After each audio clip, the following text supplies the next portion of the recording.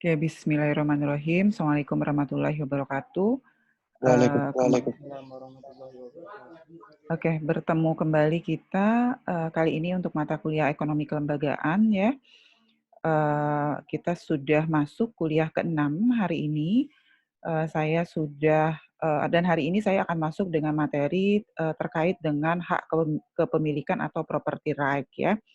Jadi eh, mata kuliah ekonomi kelembagaan ini mungkin kalau buat mahasiswa ketika habis kuliah itu mungkin tidak langsung paham gitu, bahkan mungkin harus dibaca lagi supaya betul-betul paham esensi kuliah ekonomi kelembagaan ini sebetulnya seperti apa gitu ya. Eee, di kuliah pertama saya sudah menjelaskan suara saya terdengar ya? Terdengar ya? Iya, Saya saya nggak bisa bicara terlalu keras karena semalam saya baru, bedah mulut jadi, harus agak ditahan gerakan di mulut. Oke, jadi, eee kalau di kuliah pertama ya kita bicara tentang bagaimana ekonomi kelembagaan itu lahir. Jadi ekonomi kelembagaan itu, lahir, untuk mengoreksi atau mengkritisi, teori neoklasik yang menyatakan bahwa pergerakan ekonomi itu semua harus diserahkan pada mekanisme pasar. Jadi, ternyata teorinya neoklasik yang, ketika semua diserahkan pada mekanisme pasar itu kan muncullah globalisasi, muncullah pasar bebas. Nah, ternyata pasar bebas, globalisasi itu justru mengakibatkan banyak negara berkembang itu malah kolaps ketika menerapkan teorinya neoklasik. Nah, karena itu muncullah, gagasan ide-ide para ekonom yang menyampaikan bahwa mengelola ekonomi itu tidak cukup hanya dengan menggunakan teori ekonomi saja, tetapi juga harus melibatkan politik, sosial, jadi melibatkan berbagai teori-teori yang lain, sehingga muncullah, teori ekonomi kelembagaan, seperti itu. Nah, kemudian dalam perkembangannya, jadi, para ekonom ekonomi kelembagaan itu menyatakan bahwa mengelola ekonomi itu tidak kalau di teorinya neoklasik itu kan semua sifatnya kuantitatif gitu ya, artinya ketika harga naik maka permintaan turun, ketika harga naik maka supply naik, itu kan teorinya neoklasik tuh. Kalau supply-nya berlebih maka nanti demand-nya bisa nambah sendiri, jadi pasar itu bisa menciptakan sendiri supply dan demand. Nah, menurut ekonom ekonomi kelembagaan, peristiwa, mekanisme penyesuaian yang disampaikan oleh Klasik yang terjadi secara otomatis itu tidak bisa terjadi serta-merta gitu. Ada ada dukungan kelembagaan gitu yang mempengaruhi bagaimana nanti mekanismenya bekerja. Dan ternyata dalam, perkembangan teori ekonomi kelembagaan, kelembagaan sebuah institusi ekonomi gitu ya, itu ternyata tidak berjalan, mulus gitu. Artinya di dalamnya ada perilaku oportunistik, ada bounded rationality, jadi ada perilaku orang-orang atau yang, perilaku oportunistik itu kan perilaku orang-orang yang ada di dalam ekonomi itu untuk, kira-kira mengambil untung gitu ya. Jadi ada perilaku oportunistik, kemudian ada bounded rationality, artinya, keputusan ekonomi itu sebetulnya diambil, tidak dengan menggunakan informasi yang lengkap gitu. Jadi, ada keterbatasan informasi bounded rationality. Jadi ada perilaku oportunistik, ada bounded rationality. Nah, 2 perilaku ini mengakibatkan dalam, ekonomi kelembagaan atau dalam ekonomi secara umum itu muncul adanya free rider, adanya pemburu rente, minggu lalu kita pelajari. Nah, untuk mengatasi free rider, mengatasi pemburu rente gitu ya, maka kita perlu dalam ekonomi kelembagaan itu dikembangkanlah teori kontrak.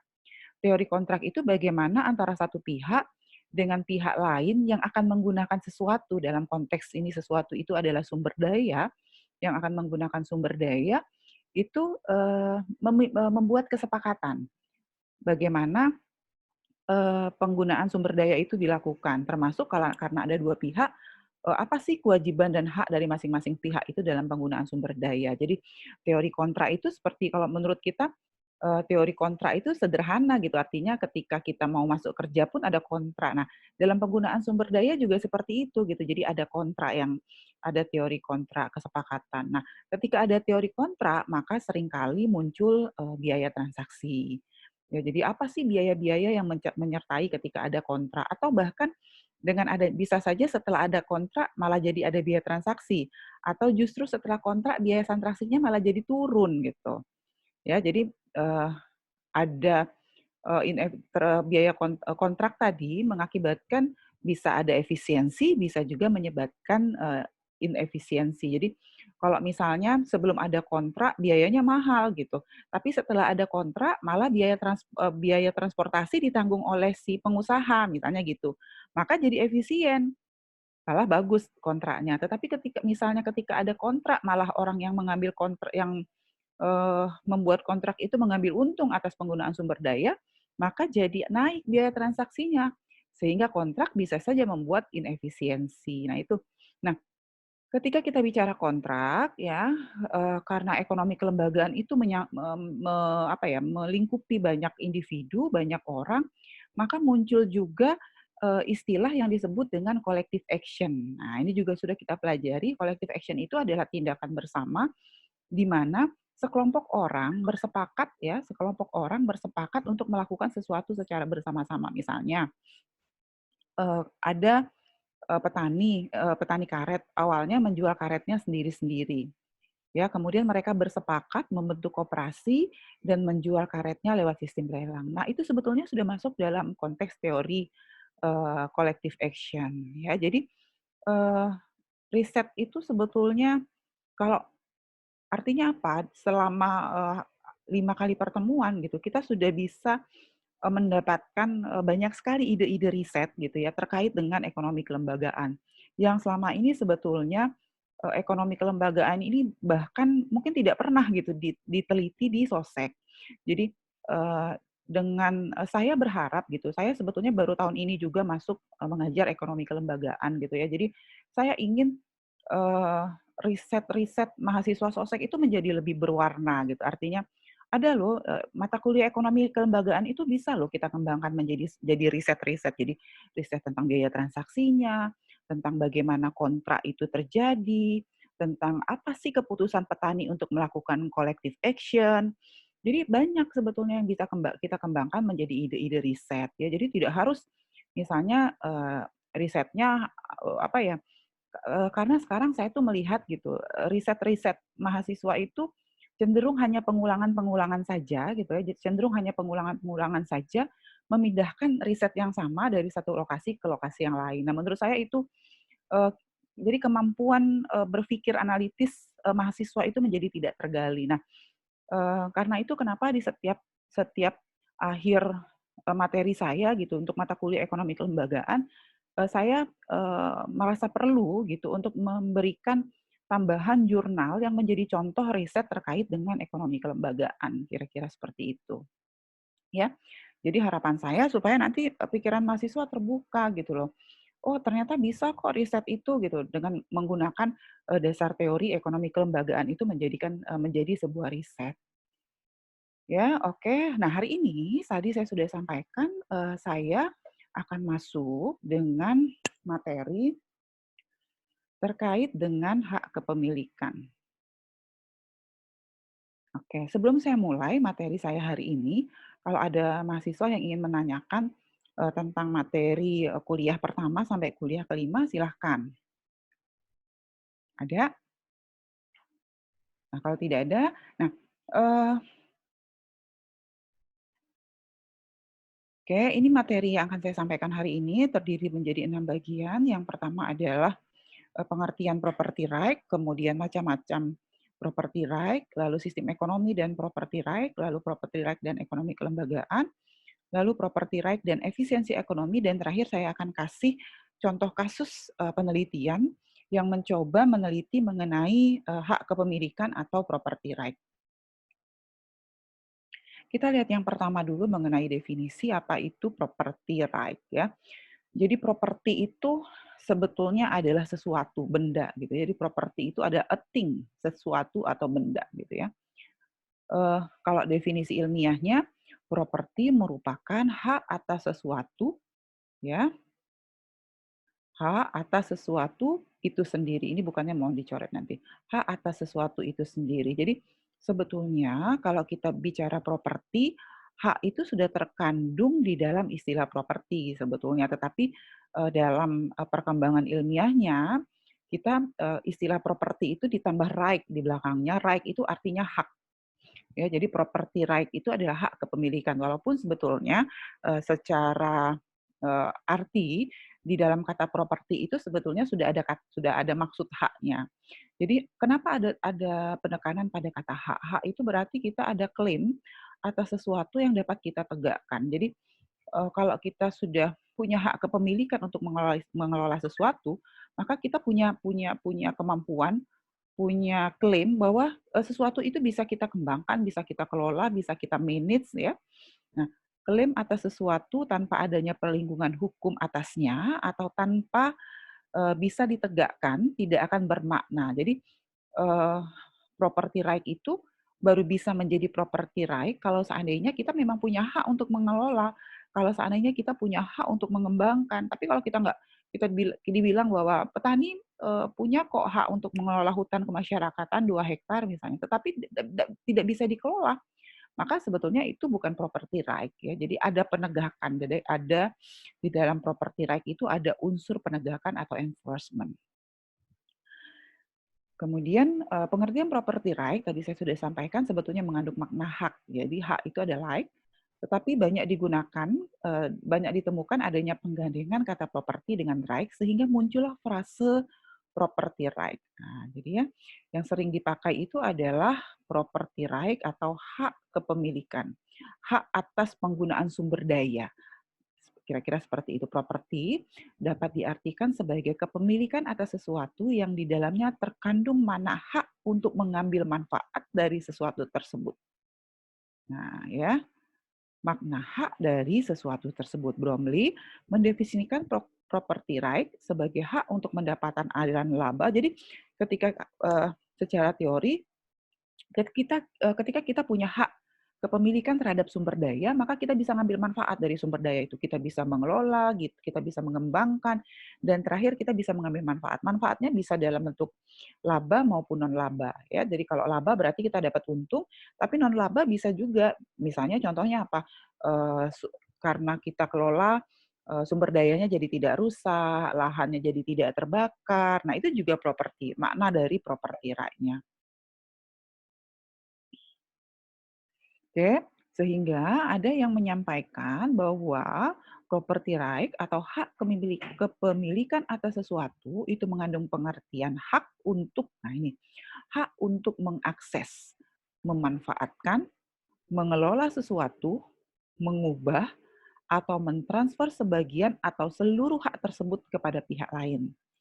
Ya, jadi kalau kita punya sumber daya, selain kita bisa mengakses, bisa memanfaatkan, bisa mengelola, tetapi kita juga bisa mentransfer. Jadi artinya misalnya saya punya lahan, kemudian saya ingin mentransfer hak kepemilikan saya, maka saya akan jual kepada pihak lain. Nah, itu masuk dalam property right. Sesuatu, nah jadi tetapi sesuatu itu apa gitu? Sesuatu itu bisa saja fisik ya. Jadi dalam ketika kita bicara sumber daya, sumber dayanya itu bisa fisik, bisa jasa, bisa pengetahuan, bahkan yang sifatnya tidak bisa disentuh, intangible. Jadi sumber daya itu bisa fisik, bisa non-fisik. Pengertian property right ini sangat dekat dengan menguasai. Nah, jadi kalau kita punya property right, berarti kita menguasai. Artinya kita secara eksklusif ya memiliki sumber daya tersebut. Ya. Nah, tadi saya sampaikan ketika kita punya property right terhadap sumber daya, kita bisa mengakses, memanfaatkan, mengelola, tetapi juga bisa melakukan transfer kepada pihak lain. Transfernya dalam bentuk apa? Transfernya bisa kita jual sumber dayanya, bisa kita hibahkan, bisa kita sewakan, bisa kita pinjamkan ya. Jadi kita punya hak untuk melakukan apapun terhadap sumber daya sehingga kita bisa mengambil manfaat. Manfaatnya bisa laba, bisa non laba. Property right dan kelembagaan. Property right mengubah tadi kan sudah disampaikan di depan bahwa property right itu intinya kalau kita bisa menguasai sumber daya, maka sumber daya kita kuasai itu harus ditegakkan, harus dihormati oleh pihak lain, ya. Nah, karena, ada proses penegakan, terhadap sumber daya yang kita punya oleh orang lain, maka di dalam property right itu dia memuat aturan main, ya. Jadi di dalam property right, di dalam hak kepemilikan itu tadi saya sampaikan, ada hak, ada kewajiban orang yang mengelola, ya. Jadi ada aturan main. Nah, proses jadi untuk bisa ditegakkan dia perlu aturan main, tetapi tentu saja kalau sudah punya aturan main, harus ada pengawasan. Siapa yang mengawasi supaya aturan main yang hak dan kewajiban tadi dipatuhi? Maka ada lembaga-lembaga yang berwenang. Contohnya siapa lembaganya? Pemerintah. Kalau di pedesaan ada lembaga adat, ya, atau lembaga tertentu yang ditunjuk yang mendapatkan mandat untuk mengecek apakah hak kepemilikan itu memang dijalankan dengan betul. Nah, kalau di Indonesia salah satu lembaga yang juga berbenang sebetulnya untuk melihat tegak atau tidaknya property right itu adalah ombudsman. Jadi ombudsman itu salah satunya selain melihat pelayanan gitu ya, tapi juga mengecek apakah memang hak-hak konsumen itu terpenuhi. Nah, kenapa sih harus ada property right ya? Jadi property right sangat penting dalam ekonomi karena berkaitan dengan penguasaan faktor produksi. Jadi yang kita kuasai itu kan sumber daya.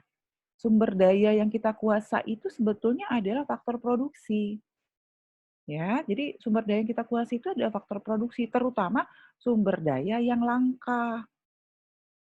Ya, faktor produksi mendapat prioritas utama untuk memperoleh kepastian. Kalau tidak, proses produksi akan terganggu dan menyebabkan perekonomian menjadi tersendat atau macet. Jadi, kenapa sih kita perlu apa ya properti right ketika kita mengelola sumber daya? Misalnya, sekarang pemerintah di Kalimantan sedang mengembangkan food estate. Jadi, nah orang-orang yang terlibat di dalam food estate, itu tanahnya itu bagaimana? Tanah yang mereka tanam itu bagaimana hak kepemilikannya? Petani tentu saja tidak mau ikut terlibat kalau tidak ada kepastian mengenai penguasaan atas tanah, mengenai penguasaan atas faktor produksi, misalnya mesin dan lain-lain. Maka itulah yang menyebabkan kenapa perlu property right. Terbukti, kepastian penguasaan atas lahan dan tenaga kerja sebagai faktor produksi utama telah mendorong perhatian penting dalam sejarah ekonomi dan masa depan. Semakin tinggi kepastian, ya nanti property right itu berkaitan dengan biaya transaksi juga. Kalau property right-nya itu memang betul-betul ditegakkan, artinya kepastiannya tinggi, maka biaya transaksinya akan rendah. Kalau biaya transaksinya rendah, maka usaha atau kegiatan itu akan efisien atau kelembagaannya akan efisien. Ya, silakan kalau sampai di sini jika ada yang ingin ditanyakan terkait dengan property right. Silakan, ada yang ingin ditanyakan terkait property right? Putri Sukma, Putri. Silakan diaktifkan, Putri. Putri. Oke, kalau begitu property right itu apa tadi, Putri?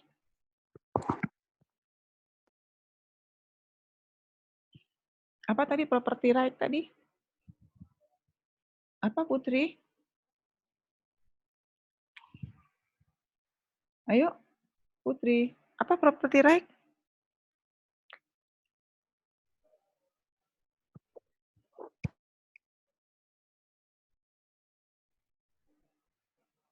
Ayo, Wiwin, silakan Wiwin. Property right apa, Wiwin? Hak kepemilikan, Bu. Hak kepemilikan. Apa saja hak-hak yang diperoleh kalau kita sudah memiliki sumber daya? Aulia, silakan. Hak-hak apa sih yang kita bisa lakukan terhadap sumber daya yang kita kuasai? Hak untuk apa? Aulia, Ayu Aulia, silakan. Hak untuk apa? Ya, hak untuk apa? Kalau kita sudah memiliki property right terhadap sumber daya, maka kita memiliki hak untuk apa kira-kira? Hak untuk mengelola, Bu. Mengelola. Renanda, selain mengelola, apalagi Renanda? Bisa mengakses atau memanfaatkan sumber daya itu, Bu. Oke, Satria, hak untuk apa lagi? Ada satu lagi? Memanfaatkan, Bu. Memanfaatkan. Ada lagi yang lain, Grace? Silakan, Grace. Satu lagi? Bu, kalau mau kita... tanya, Bu. Oke, nanti sebentar. Grace, satu lagi, Grace, sebentar. Grace? Mengubah atau mentransfer, Bu. Mentransfer, oke. Ya, jadi ada beberapa hak yang bisa dilakukan atas sumber daya yang kita lakukan. Silakan yang ingin bertanya tadi, sebutkan namanya. Siapa? Alia, Bu. Ya, silakan Alia. Kan tadi ada keuntungan non-laba kan, Bu, property rights. Nah, itu contoh keuntungan non-laba apa, Bu? Oke. Nah, tadi sebelumnya sudah saya sebutkan. Ayo, siapa yang bisa jawab? Amrullah Ardi bisa jawab. Apa sih contoh keuntungan non-laba ketika kita bisa mengelola sumber daya? Keuntungan non-laba. Keuntungannya berarti tidak bentuk ekonomi. Apa coba? Ayo. Amrullah Ardi. Apa tadi saya sudah sebutin? Coba. Ada yang bisa bantu jawab? Izin jawab, Bu. Ya, silakan sebutkan namanya. Yang cowok dulu siapa tadi? Namanya? Satria Aldi, Bu. Oke, silakan Satria. Contohnya itu lahannya tidak terbakar, Bu. Nah, itu dia. Jadi, ketika dia dikelola, maka ada manfaat. Petaninya bisa dapat untung karena komoditi pertaniannya bisa dijual, tapi lahannya jadi tidak terbakar karena lahan-lahan yang terbakar itu biasanya lahan-lahan yang ditinggal gitu, yang tidak ditunggui ya. Jadi salah satunya itu kalau kita bicara tentang kebakaran lahan dan hutan. Kalau kita bicara tentang kelestarian sumber daya atau plasma nutfah. Kalau lahannya dikelola, maka plasma nutfah yang ada di sana tuh menjadi tidak hilang, tidak punah. Nah, itu salah satu contoh ketika kita mengelola sumber daya dengan baik, mengelola properti, kalau kita punya hak kepemilikan mengelola sumber daya, kita kelola dengan baik, sebetulnya dalam tanda kutip, kita tidak hanya dapat keuntungan secara ekonomi, tapi juga non-ekonomi tadi. Alamnya lestari, kemudian tidak terjadi kebakaran berarti tidak terjadi polusi udara, ya. Jadi ada manfaat-manfaat ketika nanti property right-nya itu dilakukan dengan benar, ditegakkan. Ya, siapa yang mengawasi supaya property right-nya tegak? Berarti ada instansi, tadi sudah disampaikan. Kalau di Gambut misalnya, instansi yang akan menegakkan property right-nya itu adalah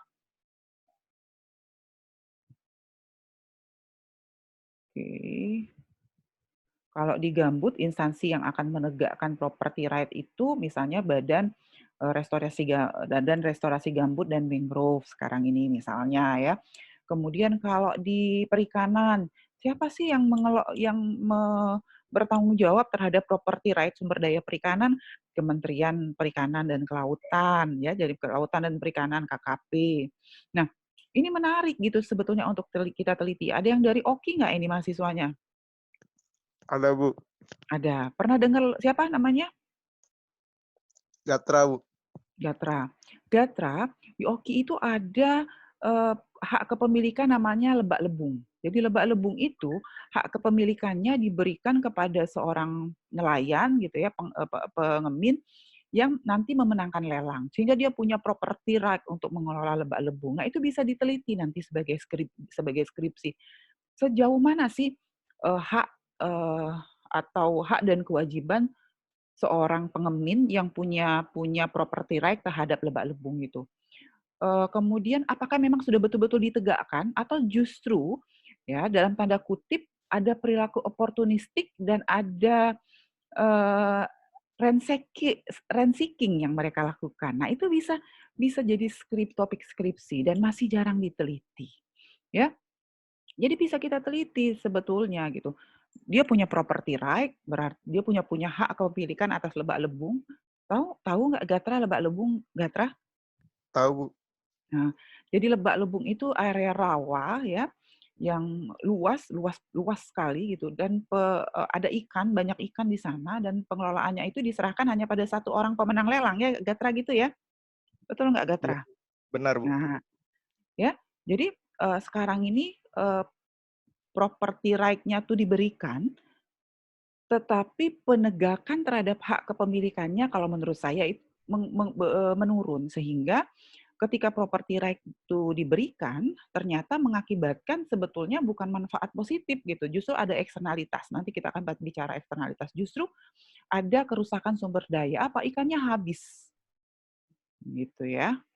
Jadi itu menarik bisa diteliti nanti sebagai salah satu topik skripsi. Jadi kalau mahasiswa bilang belum ada masalah penelitian, Bu, gitu ya. Itu sebetulnya alasannya yang terlalu klise karena banyak sekali sebetulnya ranah-ranah penelitian yang bisa kita gali, apalagi untuk penelitian di level skripsi. Jadi nggak ada kalau alasan nggak ada masalah itu banyak sekali gitu. Di Lebak-Lebung itu kalau kita selain mau lihat property rights-nya ya ada ditambah apa sebetulnya keuntungan pengeminnya tuh apa saja gitu ya. Itu bisa 2 skripsi sama temennya gitu ya. Ada yang mau tanya lagi sampai sini? Terkait area Lebak-Lebung itu, Bu, itu Mhm. hanya boleh untuk ikan saja atau boleh dikelola untuk yang lain, Bu? Enggak, jadi Lebak-Lebung itu area lebak gitu ya, eee, yang ya lebak gitu, jadi hanya ada ikan sebetulnya di dalamnya itu. Jadi ikannya itu dipanen, yang bisa memanen itu adalah si pengeminnya yang pemenang lelang, seperti itu. Nah, tapi sekarang ini dia sudah jadi, apa ya, jadi komoditi politik ekonomi, sudah menjadi komoditi politik ekonomi sebetulnya Lebak-Lebung itu, karena, harga satu lebung itu bisa 1 miliar lebih. Jadi pengemin biasa, nelayan biasa itu nggak bisa lagi ikut lelang gitu karena nah artinya kalau nelayan biasa mau ikut lelang mereka harus melakukan tindakan kolektif. Kalau sekarang yang menang lebak-lebung itu hanya orang-orang ya artinya kan siapa sih yang punya uang 1 miliar kan gitu ya, untuk hanya memenangkan. Nah itu yang apa ya, jadi memang di dalamnya ikan. Itu lebak yang, tahu lebak ya? Ya lebak gitu, jadi areal terbuka gitu, perairan, lebak dalam. Kalau lebak itu kan terdiri dari 3 ya, lebak dangkal, lebak lebak dangkal, lebak tengahan, lebak dalam. Kalau lebak dangkal ini bisa ditanam padi, lebak tengahan itu bisa ditanam padi tapi tidak sepanjang tahun gitu ya, karena nanti sisanya banjir. Kalau lebak dalam ini banjir terus. Nah, lebak lebung itu adanya di lebak dalam. Jadi ikan memang ininya, apa namanya, fokusnya. Nah, panen ikannya itu diserahkan pada orang tertentu namanya lebak lebung, lelang lebak lebung kalau di itu. Ada perdanya malah kalau di Oki, perda lelang lebak lebung. Oke? Makasih, Bu. Ya. Jadi saking pentingnya tuh sampai ada perda tentang lelang lebak lebung. Saya lanjutkan teori property rights ya, tadi pengantar definisi. Property rights, menurut, Furubuton, dan Richer itu mengatakan bahwa, property right itu terbagi menjadi 2. Ada teori kepemilikan individu dan teori kepemilikan sosial. Jadi dia ada teori kepemilikan individu dan sosial. Nah, teori pemilikan individu itu menghasilkan teori merupakan penopang utama dari doktrin hak-hak ilmiah. Jadi, seorang individu itu kita ini punya hak gitu loh terhadap sumber daya. Maka dia disebut dengan private property right atau individuals. Kalau dalam pengelolaan sumber daya nanti dikelola oleh swasta gitu kira-kira. Tetapi ada, teori kepemilikan sosial, artinya, teori yang mengatakan bahwa sumber daya itu, sebetulnya adalah, milik bersama ya, milik bersama atau disebut dengan common property right. Jadi common property, kurang R-nya, ini kurang right-nya ya di sini, harusnya ada right.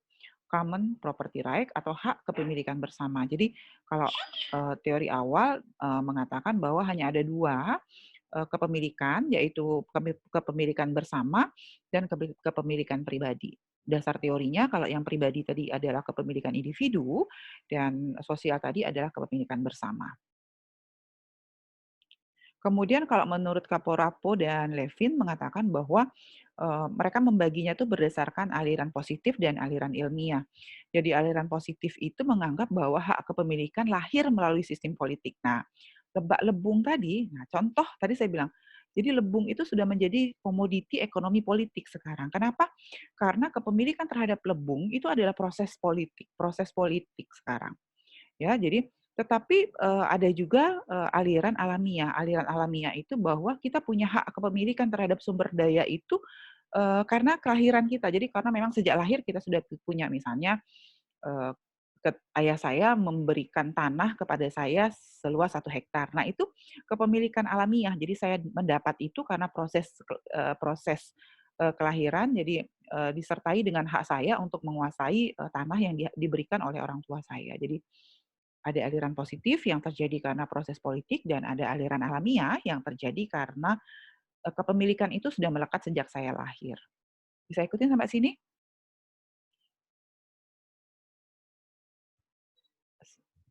Bisa ikutin? Bisa, Bu. Oke. Gevira Bintang Anindita. Gevira, kalau private property right, ya, itu diperoleh dengan cara bagaimana tadi? Private property right? Kepemilikannya bersifat apa? Private tadi. Kepemilikannya bersifat Individu, Bu. individu. Oke, kalau common property right, Inten, Mutiara, Intan, kalau common property right tadi kepemilikannya bagaimana? Sosial, Bu. Sosial. Atau pemilikan apa maksudnya? Berklameta. Kalau common property right, kepemilikannya bagaimana?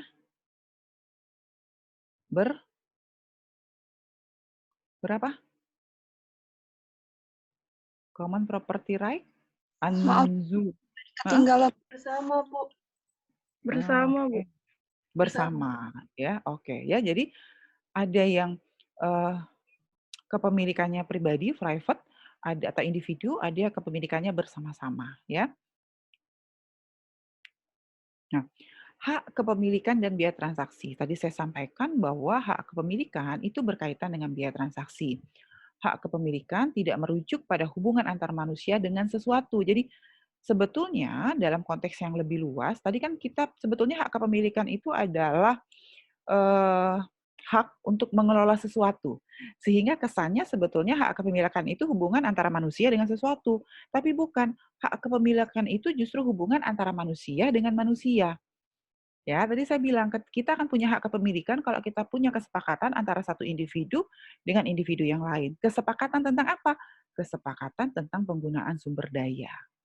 Tapi hubungan kesepakatan atau hubungan hak kepemilikan itu tetap antara manusia dengan manusia.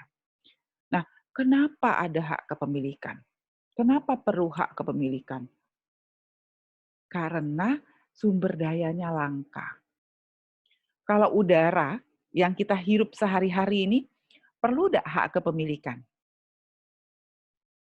Irsat. Irsat, tiap hari, tiap pagi ini sekarang kita sedang menghirup oksigen. Perlu nggak hak kepemilikan? Irsat? Irsat? Irsat? Mana Irsat? Irsat? Ya Bu, ya Bu. Oke. Kita menghirup udara O2, ya, terus-menerus, ini perlu nggak hak kepemilikan Irsat saat ini?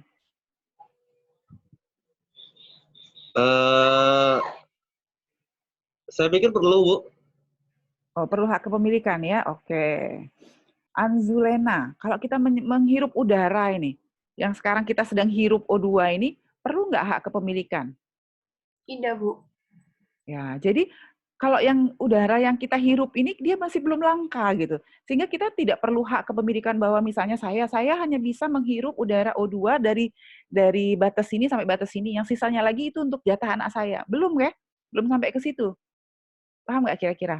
Tapi kalau di rumah sakit gitu ya, kita perlu tabung oksigen ya, atau orang-orang yang kena penyakit asma misalnya sehingga harus menyediakan tabung oksigen, maka kepemilikan atas sumber daya udara itu menjadi perlu hak kepemilikan. Kenapa? Karena sudah mulai langka kalau dia sudah masuk ke dalam tabung oksigen. Bisa ikutin tidak kira-kira sampai sini? Seperti apa hak kepemilikan itu? Bisa ikutin? Nah, Bisa. kemudian misalnya dalam bidang perikanan, kenapa banyak pencurian gitu ya ikan di laut Indonesia gitu? Karena biasanya mereka akan mengambil ikan itu kan antara satu negara dengan negara lain itu ada ZEE, zona ekonomi eksklusif. Nah, di batas di ZEE itu biasanya batas negaranya menjadi tidak jelas. Hak kepemilikannya tidak jelas, ini sebetulnya punya negara mana. Itulah yang menyebabkan kenapa terjadi pencurian. Tetapi kalau hak kepemilikannya jelas, ini batas Indonesia loh, mereka nggak bisa masuk. Ketika mereka mencoba memaksa maksud, maka ada biaya transaksi yang muncul. Biaya transaksinya apa? Kalau misalnya pelaut-pelaut yang mencuri ikan di Laut Cina, mencuri ikan di Laut Indonesia, tidak punya hak kepemilikan. Ada biaya transaksi yang muncul. Apa misalnya ketangkep polisi, itu ada biaya transaksi kan nanti. Nah, gitu ya. Jadi semakin tinggi kepastian, artinya ketika kita punya kepastian terhadap penguasaan sumber daya, maka biaya transaksinya makin rendah.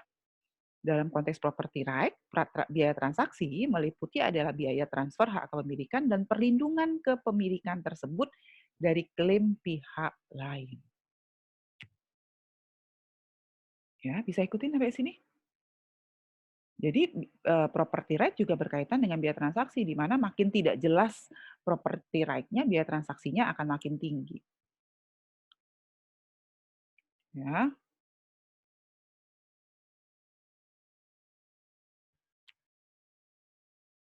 Oke. Kemudian apa sih karakteristik property right? Pertama, karakteristiknya dia eksklusif. Ya. Eksklusif itu artinya dia hanya jatuh ke tangan orang yang punya property right, eksklusif. Ya. Jadi hak untuk mengelola, hak untuk mentransfer, hak untuk mengembangkan, hak untuk memanfaatkan itu hanya pada orang yang dapat property right-nya. Jadi yang pertama ada eksklusivitas. Yang kedua transferability. Tadi sudah disampaikan bahwa hak yang kita punya itu bisa kita transfer ke orang lain dengan cara disewakan, dijual, dihibahkan. Kalau tanah kan banyak tuh yang seperti itu dihibahkan misalnya untuk bangun masjid. Itu kita memindahkan property right. Ya, kemudian ada enforceability, penegakan. Jadi kalau kita sudah punya property right, kalau tanah itu sudah sertifikatnya atas nama saya, maka saya bisa tegakkan bahwa itu punya saya, sehingga kita bisa hindarkan dari praktik perampasan atau ada orang yang mau pembebasan lahan secara tidak taat hukum gitu ya. Bisa ikutin nggak sampai sini?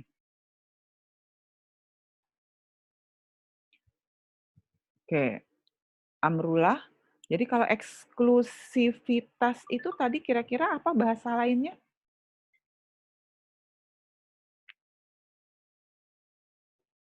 Apa?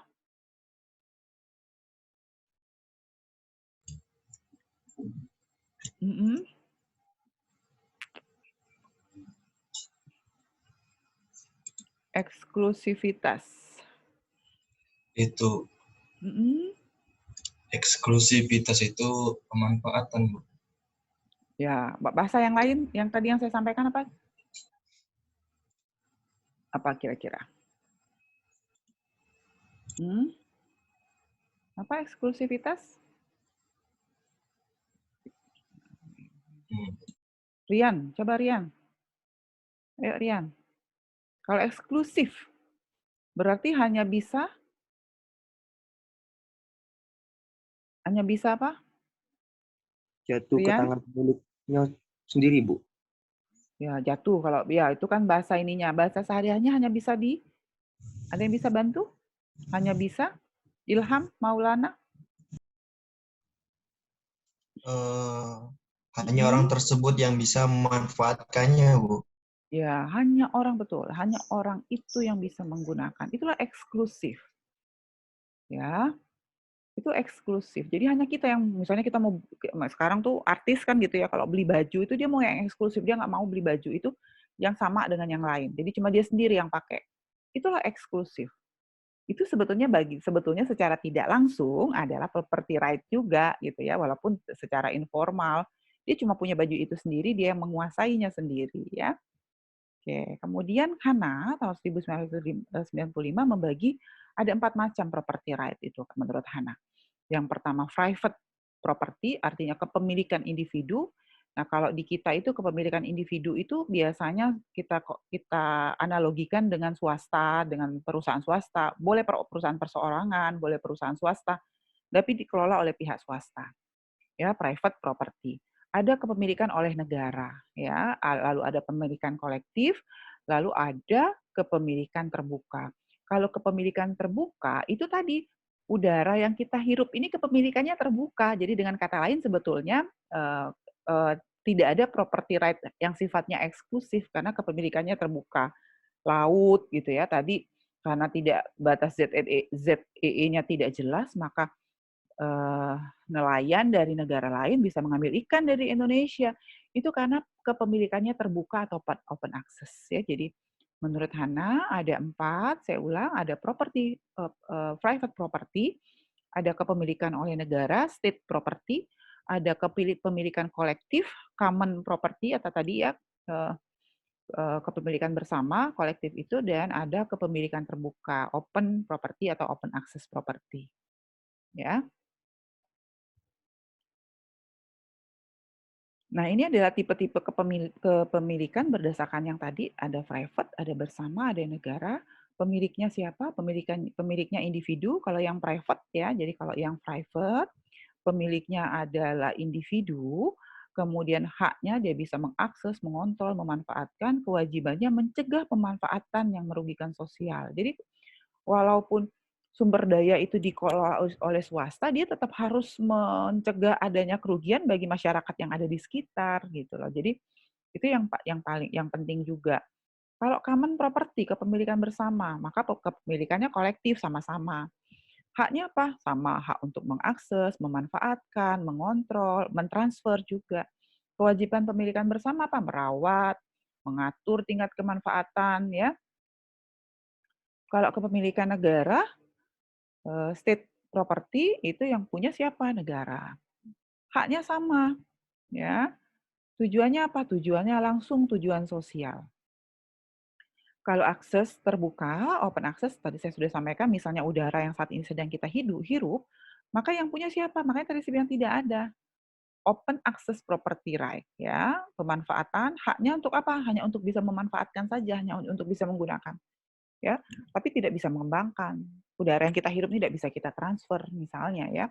Kemudian kewajibannya ada, tidak ada kewajiban sebetulnya, tidak ada kewajiban khusus. Bisa ikutin sampai sini? Nah, Bromley tahun 1991 membagi kepemilikan itu menjadi 4 ya. Sebetulnya mirip-mirip, hanya Bromley ini menggunakan kata rezim gitu ya. Dia tidak menggunakan right. Kalau yang biasanya yang sering dipakai itu adalah right, kalau Bromley itu menggunakan rezim. Tapi sama sebetulnya bahwa ada private property, kepemilikan individu atau swasta, ada common property, yaitu kepemilikan bersama atau kolektif, ada rezim kepemilikan oleh negara atau state property, state ya, state. Nah, state.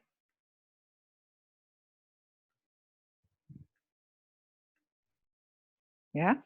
Dan ada rezim akses terbuka tadi untuk sumber daya yang sebetulnya tidak ada hak kepemilikan. Sama ya dengan yang Hana tadi.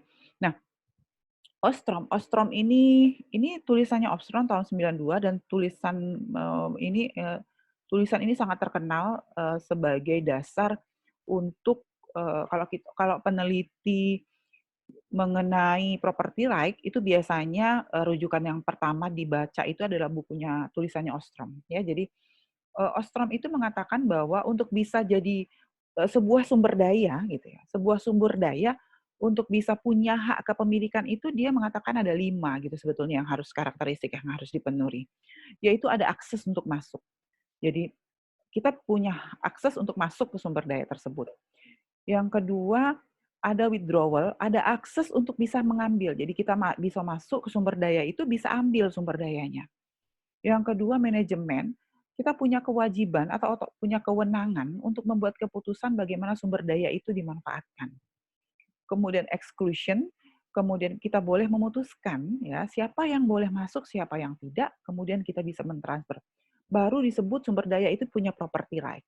Kalau punya 5 bundle of right, ini bundle of right. Ini bundle-nya. Jadi ada akses, ada withdrawal, ada manajemen, ada exclusion, dan ada transfer. Ya. 2 yang pertama, yang nomor 1 hak untuk masuk, hak untuk ngambil itu adalah level operasional. Sementara yang ketiga ini nanti bisa jadi hak kepemilikan bersama, collective choice right. Kalau ada nggak sih yang terpenuhi semuanya? Kalau 5-5-nya terpenuhi, maka dia menjadi common property right. Tapi kalau terbatas, misalnya hanya punya yang pertama dan kedua, dia menjadi private property right. Nah, gitu pendapatnya Ostrom.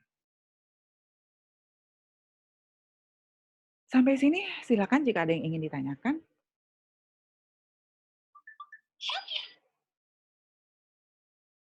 Ada yang ingin ditanyakan?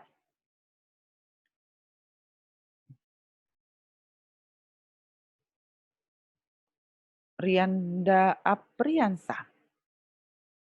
Rianda Apriansa, silakan diaktifkan Rianda. Rianda. Rianda Apriansa. Ada di kelas nggak? Ada, Bu. Ada. Rianda, apa tadi salah satu, kan tadi bundle of property right-nya, ini bundle of right-nya tadi ada 5 menurut Ostrom tadi. Apa salah satunya, Rianda?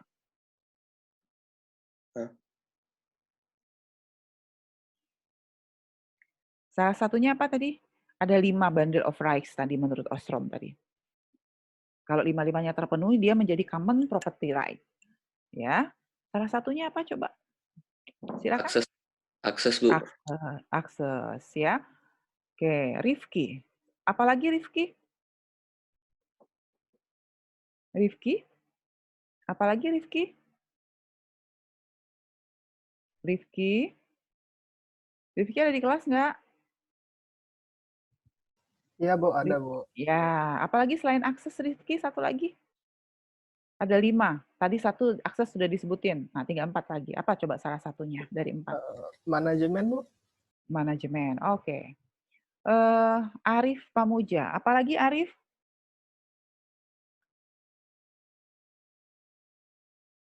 Arif?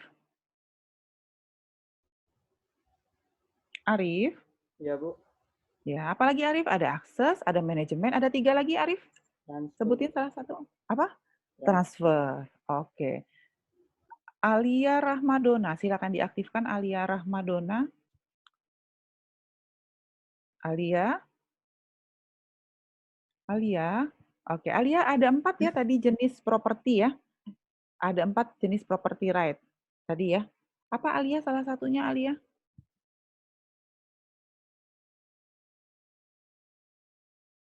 Jenis apa, Bu? Jenis property right-nya tadi, macam property right-nya. Tadi ada 4. Tadi ada 2 pendapat ahli. Dua-duanya sama sebetulnya. Ayo, apa coba Alia? Salah satunya jenisnya? Hak kepemilikan negara, Bu.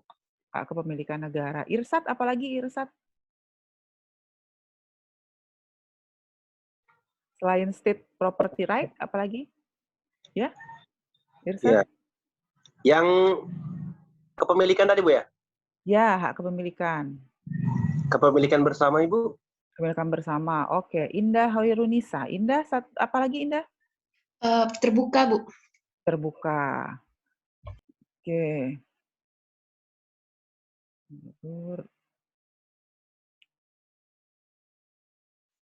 Gideon. Gideon, apalagi Gideon?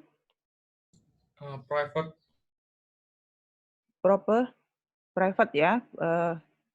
Honsa Salsabila satu lagi.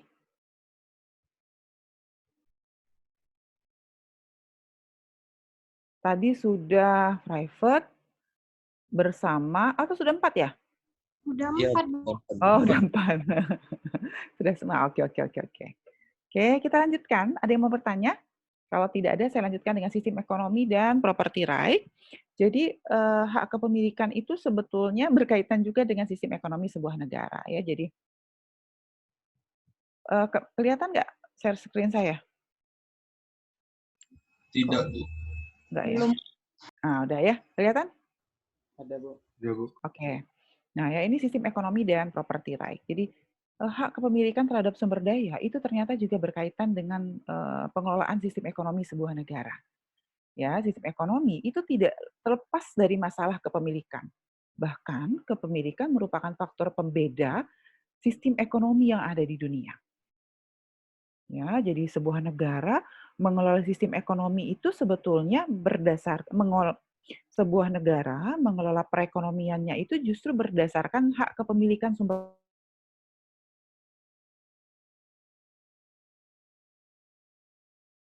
Mohon maaf, Bu, Ibu ke-mute.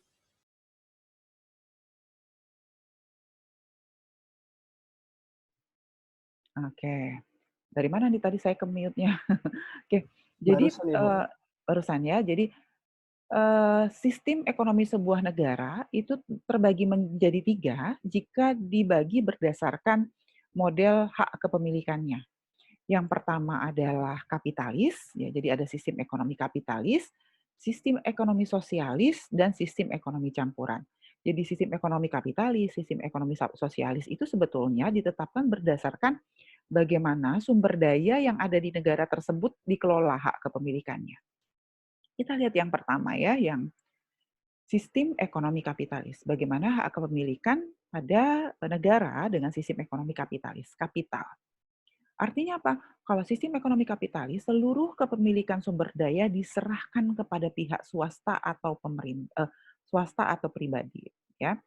Diatur oleh mekanisme pasar, akan menghasilkan pencapaian ekonomi yang efisien. Jadi argumentasinya, kalau menurut kaum ekonom kapitalis, mereka mengatakan bahwa kalau semua sumber daya itu diserahkan kepada swasta atau pribadi-pribadi gitu, itu ekonominya justru efisien, ya. Kemudian transaksi sehingga apa ya, ketika swasta diberi hak untuk mengelola sumber daya, mereka tuh itu malah jadi insentif pada mereka untuk bisa melakukan kegiatan ekonomi secara baik dan akhirnya menjadi efisien.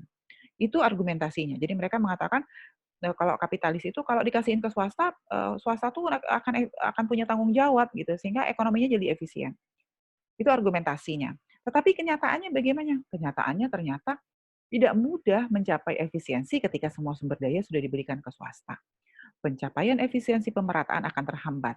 Kenapa? Karena ya, jadi dia terhambat justru efisiensinya karena kepemilikan atas aset tidak merata. Itu terjadi di negara kita, di mana kita lihat dari gambaran pendapatan saja ya, sekarang pendapatan Indonesia itu 90% dikuasai hanya 10% oleh orang Indonesia. Kalau dulu kan 70% dikuasai oleh 10%, sekarang sudah 90% dikuasai oleh 10%. Dan 10% itu hanya berapa orang dan sudah bisa dideteksi siapa saja. Kepemilikan aset tidak merata. Apalagi adanya eksternalitas. Nanti kita bahas apa sih eksternalitas. Eksternalitas itu dampak-dampak yang muncul ketika ada hak kepemilikan. Kemudian ada informasi yang tidak merata atau asimetri informasi. Sehingga ketika kita bicara ekonomi kapitalis, aset itu hanya menumpuk pada segelintir orang. Ya. Yang kedua, setiap individu memiliki insentif ketika swasta ya dikasih kesempatan untuk mengelola sumber daya, ada perilaku oportunistik kan dalam ekonomi kelembagaan yang membuat mereka tuh mau mengambil manfaat atas sumber daya yang langka yang ada pada domain publik, sehingga menyebabkan sumber dayanya menjadi overuse, kelebihan digunakan, kelebihan penggunaan. Jadi insentif itu mengakibatkan mereka menjadi apa ya, justru tidak hanya menggunakan sumber daya yang dia punya, tapi juga sudah sampai mengambil sumber daya yang punya publik.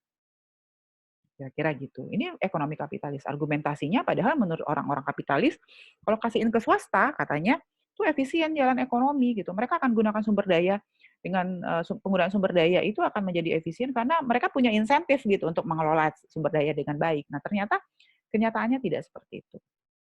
Yang kedua adalah sistem ekonomi sosialis. Ini kebalikan daripada yang kapitalis. Kalau sosialis, semua sumber daya itu dikelola oleh negara. Ya, jadi hanya negara yang berhak mengelola sumber daya. Argumentasinya apa? Argumentasinya, penganut sistem ini percaya bahwa dengan menyerahkan hak kepemilikan pada negara, efisiensi akan mudah dicapai. Jadi dua-duanya mengklaim bisa menjalankan efisiensi, ya, bisa mencapai efisiensi. Tapi kenyataannya efisiensi masih sulit dicapai. Pertama, apa yang menyebabkan sosialis, negara-negara sosialis susah untuk mencapai efisiensi? Yang pertama, ekonomi itu dikendalikan oleh birokrat yang umumnya tidak responsif dengan kebutuhan rakyat, masyarakat. Yang kedua, penempatan kaum usahawan pada perusahaan publik kurang termotivasi untuk mencari keuntungan. Sehingga karena semua dikelola oleh birokrat, perusahaan-perusahaan jadi nggak punya insentif, jadi lesu gitu ya. Yang ketiga apa? Kontrol negara atas faktor produksi menyebabkan kekuasaan politik berada di tangan orang yang ditunjuk oleh negara. Ya, akhirnya apa? Muncul otoriter. Keempat, ketiadaan pasar menempatkan perencanaan ekonomi secara terpusat di mana supply, demand, preferensi konsumen semua ditentukan oleh negara. Sulit juga mau mengelola negara dengan konsep sosialis. Ya. Lalu ada yang campuran. Kepemilikan pribadi dijamin oleh negara, tapi negara juga punya hak untuk mengelola sumber daya. Nah, sekarang kita sudah ada yang kepemilikan sumber daya milik pribadi ya diberikan kepada swasta, tapi ada yang dikelola oleh negara sumber dayanya. Misalnya Pertamina gitu ya, itu kan mengelola sumber daya alam gitu ya, minyak bumi itu dikelola oleh Pertamina, dikelola oleh negara berarti. Tetapi ada sumber daya yang dikelola oleh pribadi, misalnya lahan gitu ya, yang perkebunan kelapa sawit, itu kan pengelolaan lahannya sebetulnya milik negara gitu, tapi pengelolaannya diserahkan kepada swasta. Itu adalah kepemilikan pribadi. Sistem ini muncul karena kenapa ada sistem campuran? Karena tadi sudah disampaikan baik kapitalis maupun sosialis itu sebetulnya punya kelebihan dan kekurangan. Nah, dalam perkembangan ilmu ekonomi, sekarang kan kita sedang belajar ekonomi kelembagaan nih. Nah, dalam perkembangan ilmu ekonomi, campuran ada antara sistem ekonomi kapitalis dan sistem ekonomi sosialis ini menghasilkan cabang ilmu ekonomi baru, yaitu welfare ekonomi atau ekonomi kesejahteraan. Ya, di mana peran lembaga sangat dominan dalam mendistribusikan kesejahteraan pada masyarakat. Ya, jadi dengan welfare state, dengan hak kepemilikan diserahkan kepada swasta, sepanjang memberikan insentif ekonomi daripada pelaku dan tidak merugikan secara sosial. Ya, penyerahan kepemilikan pada swasta, ya pada saat pasar tidak responsif atas sumber daya akan menimbulkan kesenjangan kesejahteraan. Ini catatan. Disinilah peran negara diperlukan untuk mengintroduksi kelembagaan sebagai pengganti pasar yang mengalami kegagalan. Ya. Di ekonomi campuran. Ini sebetulnya ya. Nah, ada contoh ini kayaknya ada posisinya yang salah tempat. Ini harusnya naik ke atas. Nah, gitu. Nah, ini adalah perbandingan kelembagaan negara, 3 negara ya. Amerika Serikat, kemudian Jerman dan Jepang. Amerika Serikat itu kapitalis, sebetulnya demokrasinya liberal. Dia kapitalis itu nanti mengarahnya ke liberal. Jerman itu demokrasinya sosialis. Sementara Jepang itu sistem campuran. Mereka demokrasi pembangunan, birokrasinya kuat, hubungan timbal balik antara negara dengan pasar kuat, penghargaan terhadap sektor swasta itu bagus gitu ya. Ekonominya kalau di Amerika Serikat bersifat desentralisasi. Ya, jadi dia kembali ke ekonomi. Jadi kalau kita desentralisasi juga ekonominya, karena kenapa? Karena setiap daerah itu dikelola oleh bupati, gubernur seperti itu. Kemudian pasarnya terbuka, pasar modal tidak terkonsentrasi, tradisinya antitrust, kepemilikannya swasta, dan tidak ada ruang bagi BUMN kalau di Amerika Serikat. Ideologi ekonomi dominan adalah pasar bebas, kebebasan usaha. Jadi mereka masih neoklasik. Nah, sekarang demokrasi sosial di Jerman, pasarnya bagaimana? Pasarnya terorganisir, pasar modalnya terpusat di bank, ada kepemilikan sumber daya strategis oleh negara. Kalau di Amerika Serikat, sumber daya strategis semua dikuasai oleh swasta. Kalau di Jerman, ada sumber daya tertentu yang dikuasai oleh negara. Jadi tidak semua dikuasai oleh swasta. Kalau di Jepang bagaimana? Pasarnya terpimpin. Kemudian tapi ini kita sulit masuk ke pasar, jaringan bisnisnya ketat gitu ya, jadi kita nggak bisa sembarangan. Jika ada perusahaan yang kurang efisien, pemerintah langsung turun tangan. Kebijakan pemerintahnya mempengaruhi pasar. Negara menggandakan koordinasi secara integratif dengan swasta dan ada kepemilikan negara. Ya, kalau di Jerman ideologinya adalah kemitraan, social partnership, collective action ya. Tetapi kalau di Jepang adalah teknosionalism, paham atau keyakinan bahwa negara harus dikelola oleh para demokrat. Ya, itu bedanya. Sampai sini silakan ada yang ingin ditanyakan?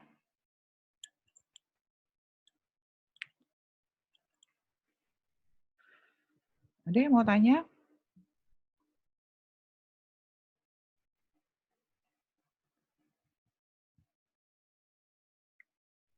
Oke. Saya akan masuk dengan bagian keempat, yaitu hak kepemilikan dan ekonomi kelembagaan. Sebetulnya ekonomi kita akan bicara tentang eksternalitas ya.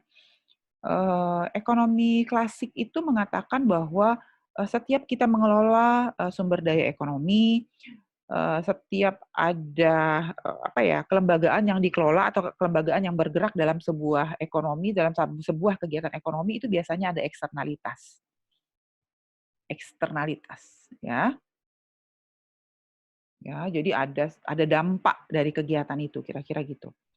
Namun ya, pasar tidak dapat menyelesaikannya sehingga diperlukan intervensi pemerintah. Nah, eksternalitas ini tidak bisa diselesaikan sendiri oleh pasar sehingga memerlukan intervensi pemerintah.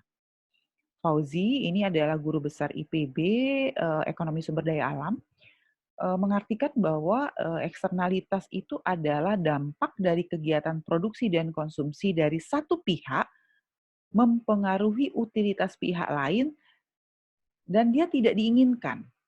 Ya, secara tidak diinginkan. Jadi kalau saya misalnya nih, saya bikin pabrik kain jumputan di pinggir Sungai Musi.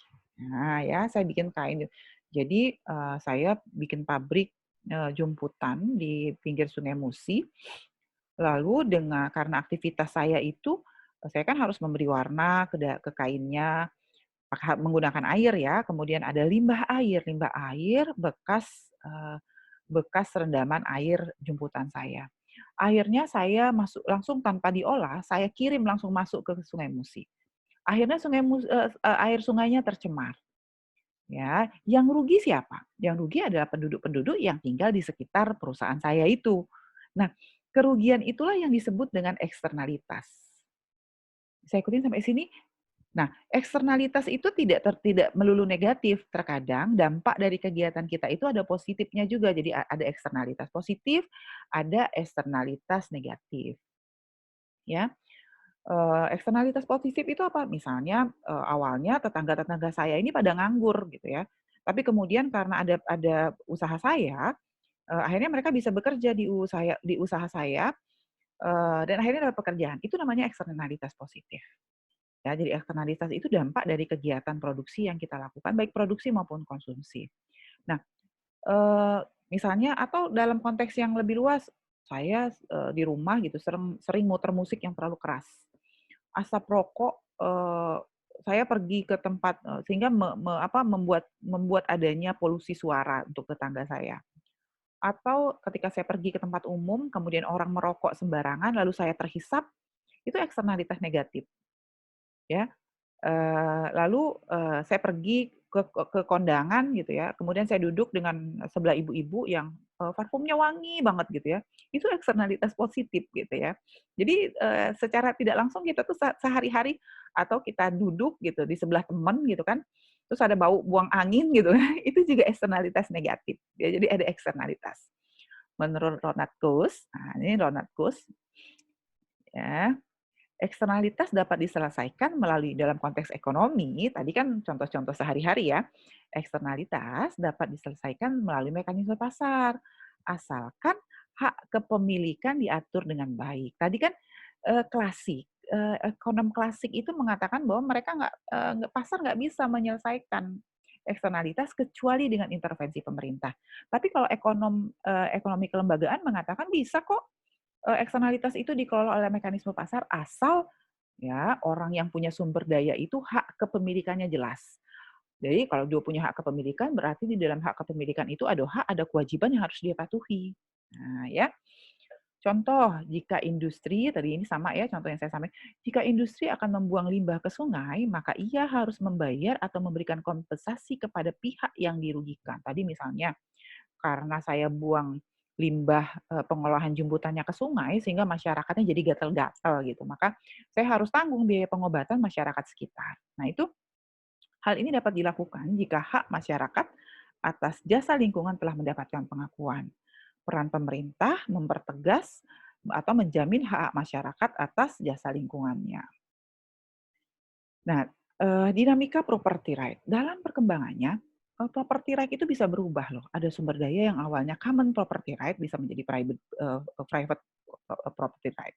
Sumber daya yang awalnya open access, berarti no property right ya, jadi awalnya open access bisa jadi private.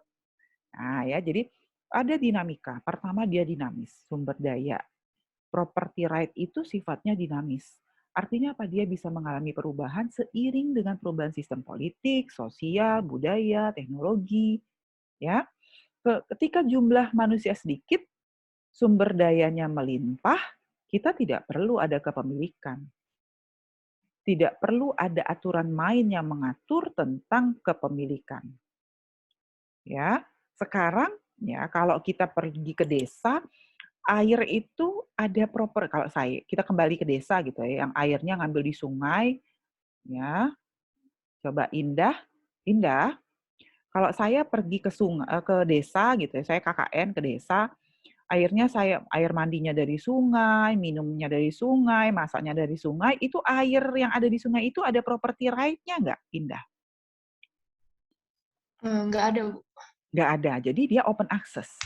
Tapi kalau saya balik lagi ke kota, ya, saya pakai air, terus saya bayar. Ya, air PDAM misalnya minimal kita pakai. Gevira. Kalau dia sudah jadi bayar, dikelola oleh PDAM, itu property right-nya jadi apa? Private, Bu. Apa? Private, ya. Jadi bisa private, kalau PDAM itu state property right, kalau PDAM ya. Tapi sekarang kan ada perusahaan air minum swasta ya, maka itu adalah private property right. Jadi kalau untuk air bisa 2 hak kepemilikan, kalau di kita bisa private ya. Kalau di Citra Grand City itu kan perusahaan air minumnya swasta tuh. Ya, jadi itu private property right. Tapi kalau PDAM itu adalah state property right atau kepemilikan negara. Kepemilikan bersama, jadi tadi sama seperti kalau kita oksigen tadi. Kalau kita hidup sehari-hari seperti ini, oksigen itu open access ya. Tapi kalau kita ke rumah sakit, dia menjadi private property right. Ya, jadi dia bisa berubah. Jadi satu sumber daya itu bisa mengalami perubahan property right. Yang ketiga, kepemilikan bersama yang secara tradisional hidup dan efektif menjaga keseimbangan pemanfaatan sumber daya mengalami tekanan hebat seiring dengan meningkatnya jumlah populasi manusia. Sehingga kepemilikan individu sering yang menjadi dipilih. Jadi, atau dengan kata lain begini, beberapa riset menunjukkan bahwa makin langka sumber daya, maka kepemilikan individu itu kadang-kadang menjadi alternatif. Gitu. Ya. Dulu masker langka gitu ya. Maka orang yang punya masker tuh menjadi seperti memiliki sumber daya yang luar biasa kan gitu ya. Jadi kepemilikannya adalah kepemilikan individu. Nah, ini adalah matrik perubahan property right dari satu hak ke hak yang lain. Jadi matrik ini ada di bukunya Profesor Erani Yustika, jadi nanti bisa dibaca juga ya. Jadi ini adalah matrik yang menunjukkan bagaimana hak kepemilikan itu bisa berubah gitu ya. Misalnya barang kepemilikan private, yang ini private. Ini private ya. Ini lihat panahnya ke sini private nih. Ini private. Dia bisa jadi apa? Bisa jadi common. Ya, private itu bisa jadi common gitu dalam konteks-konteks tertentu. Di bukunya Prof. Erani ada riset yang menunjukkan, riset siapa itu menunjukkan ada perubahan dari barang private menjadi barang bersama. Ada yang dari awalnya barang publik itu berarti dia open access ya. Barang publik juga bisa jadi barang bersama gitu ya. Kira-kira gitu cara membaca tabelnya. Ini barang private bisa menjadi kepemilikan masyarakat. Kepemilikan ini common property right chain, tapi dibagi menjadi 2, ada kelompok terbuka, ada kelompok tertutup. Ya, lalu selanjutnya Property right dan efisiensi ekonomi. Efisiensi itu adalah upaya untuk memperoleh output yang lebih banyak dengan input yang sama. Ya, jadi orang ekonomi itu mengatakan bahwa bagaimana cara dapat output banyak tapi inputnya sama. Bagaimana cara mencapai spesialisasinya? Caranya dengan melakukan spesialisasi tenaga kerja, meningkatkan kapasitas inovasi teknologi, meningkatkan kepastian status kepemilikan. Nah, kepastian status kepemilikan inilah yang berkaitan dengan property right. Jadi bagaimana ternyata property right atau status kepemilikan itu berpengaruh terhadap efisiensi ekonomi. Pemberian status atau perlindungan hak kepemilikan atas temuan teknologi berimplikasi terhadap peningkatan produksi dan efisiensi. Ketidakjelasan kepemilikan sumber daya menyebabkan terjadinya eksploitasi besar-besaran sumber daya dalam jangka panjang yang menurunkan efisiensi ekonomi. Jadi meningkatkan kepastian hak kepemilikan, makin jelas hak kepemilikannya, maka makin efisien ekonominya. Kira begitu. Saya masuk contoh kasus ya, jurnalnya juga sudah saya upload, nanti silakan dibaca, di download di e-learning. Judulnya adalah Kelembagaan dan Perubahan Hak Akses Masyarakat dalam Mengelola Hutan Mangrove di Sinjai, Sulawesi Selatan. Tulisannya Bu Sri Suharti, dimuat di jurnal Sodality, Jurnal Sosiologi Pedesaan. Tujuannya adalah untuk mendeskripsikan dinamika perkembangan serta efektivitas kelembagaan lokal dalam merumuskan sistem pengelolaan sumber daya yang mencirikan common property right dengan mengambil kasus success story di Desa Tungke-Tungke, Sinjai Timur, Sulawesi Selatan. Jadi penelitian ini adalah penelitian kualitatif ya. Jadi dia mendeskripsikan apa yang terjadi dengan perubahan pengelolaan hak kepemilikan sumber daya yang ada di hutan mangrove di Sinjai Timur itu. Jadi dia mendeskripsikan. Nah, ini adalah CPR mempunyai tinggi ciri-cirinya bernilai ekonomi dan sulit untuk mengeluarkan pengguna potensial. Jadi kalau kita sudah masuk ke dalam pengelolaan sumber daya, kita sulit untuk keluar, kata dia begitu. Itu temuannya. Kemudian CPR ini common property right ya, jadi hak kepemilikan bersama oleh satu pengguna akan mengurangi peluang pengguna lain untuk memanfaatkannya. Pengelolaan sumber daya yang mencirikan common pool resource atau memerlukan tindakan kolektif bagi pengelolaan yang lestari. Nah, ini adalah beberapa jenis-jenis kepemilikan yang dia temukan ketika dia di lapangan. Jadi kalau lahan itu ada yang state property. Jadi lahan itu ada yang dimiliki oleh negara, ada yang dimiliki oleh swasta. Tegakan mangrove-nya, pohon mangrove-nya gitu ya. Pohonnya itu ada yang punya negara, yang di tanah di lahan negara itu pohon mangrove-nya jadi punya negara, tapi yang di lahan pribadi pohon mangrove-nya jadi punya pribadi. Biotanya, udang, ikan, itu punya siapa? Sama-sama, siapapun boleh. Kayu bakar, boleh siapapun. Nah, ini tadi yang kata saya, manfaat non-ekonomi. Manfaat ekonomi itu fungsi ekologi, perlindungan dari abrasi, dari banjir, dari intrusi, berkembang biaknya biota, itu menjadi public property. Ya, jadi dia menemukan bahwa di satu hutan mangrove di Sinjai itu ditemukan berbagai macam hak kepemilikan. Sebetulnya dijelaskan juga kenapa dia common, kenapa dia menjadi private, apa saja hak-hak private di jurnalnya. Jadi, ya, kesimpulannya penelitian ini menguatkan teori pengembangan institusi yang self-governing oleh Ostrom, di mana melalui aturan operasional dan aturan korektif itu mampu menjadi patokan tindak bagi setiap anggota masyarakat dalam memperlakukan sumber daya milik bersama. Jadi dia ada aturan untuk menegakkan property right. Tadi dibilang untuk menegakkan perlu aturan. Ada yang mengawasi. Mengawasi siapa? Tadi kan ada pemerintah, ada swasta ya. Jadi ada aturan untuk menegakkan property right-nya. Terjadi di Sinjai, di mangrove Sinjai. Kelembagaannya siapa? Kelembagaannya KPSDA ACI yang mampu mengatur pemanfaatan sumber daya mangrove di Sinjai secara berkeadilan. Sehingga mencegah perilaku free rider behavior. Mencegah perilaku free rider. Jadi nggak ada lagi orang yang kemudian ngambil untung gitu tapi nggak ngapa-ngapain. Ya.